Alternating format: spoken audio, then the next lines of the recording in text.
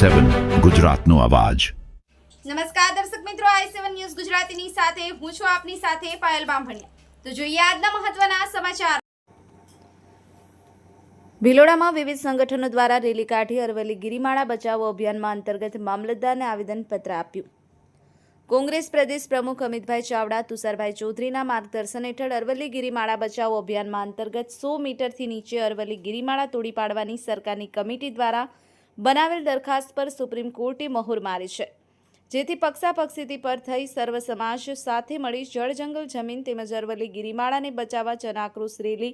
ભિલોડાના હાથમતી નદી કિનારે આવેલ નીરસાગર કોમ્પ્લેક્સ આગળથી અરવલ્લી સમસ્ત યુવા ગ્રુપ, આદિવાસી એકતા મંચ, Birsa brigade, Aravalli range force, Arbuda સેવા સમિતિ, બારેસી યુવા સમાજ, મૌ ગ્રુપ, એસી એસટી મૂળ નિવાસી યુનિટ, જાગૃતિ વિકાસ ચેરિટેબલ ટ્રસ્ટ,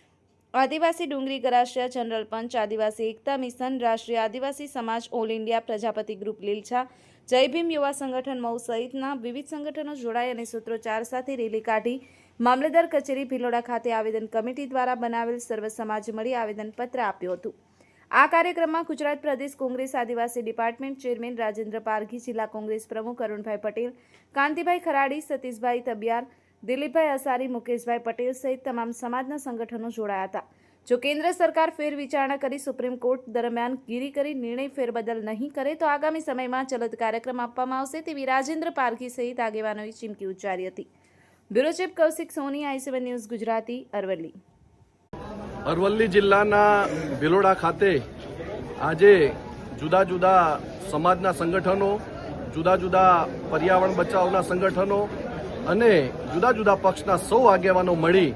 અરવલ્લી બચાવ અંતર્ગત એક વિશાળ રેલી કરી અને મામલતદારશ્રીને આવેદનપત્ર આપ્યું છે। અરવલ્લી બચાવો અભિયાન જ્યારથી શરૂ થયું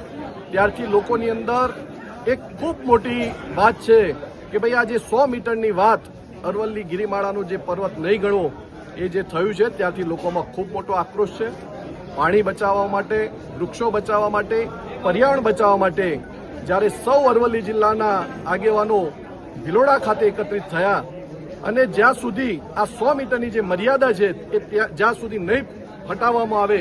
ત્યાં સુધી આ આંદોલન અગાઉના સમયમાં ચાલુ રહેશે। પાણી બચાવવા માટે, જંગલ બચાવવા માટે અને પર્યાવરણ બચાવવા આજે તો સમાજના આગેવાનોએ નક્કી પણ કર્યું છે કે આગામી દિવસોમાં જુદા જુદા હજુ વધુ સંગઠનો, પર્યાવરણ પ્રેમીઓ અને સમાજના આગેવાનોને, બીજા પક્ષોના આગેવાનોને પણ સાથે મળી જો ન્યાય નહીં મળે તો ખૂબ મોટું સંમેલન પણ કરવામાં આવશે। હું દિલીપ કુમાર અરસારી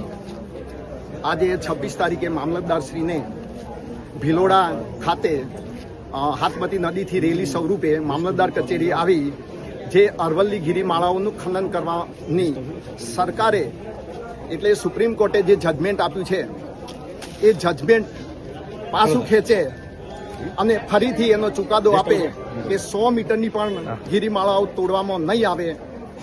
અને જે રીતે વર્ષોથી આ ગિરિમાળાઓ છે આજકાલની નથી, અબેજો વર્ષથી છે અને જે જળ જમીન જંગલ છે, પહાડી વિસ્તારોમાં કોઈ પણ સમાજના માણસો રહેતા હોય, સર્વે સમાજ ભેગા થઈ આજે અમે આ આવેદનપત્ર આપ્યું છે અને સરકારશ્રીને, ગુજરાત સરકારને કહીએ છીએ તો આ ખનન બંધ કરાવે અને અહીંયા જે રીતે વસ્તી શાંતિથી જીવન જીવે છે એ જીવા દે, નહીં તો આવનારા સમયમાં અમે ઉગ્ર આંદોલન કરીશું એવી હું ખાતરી આપું છું।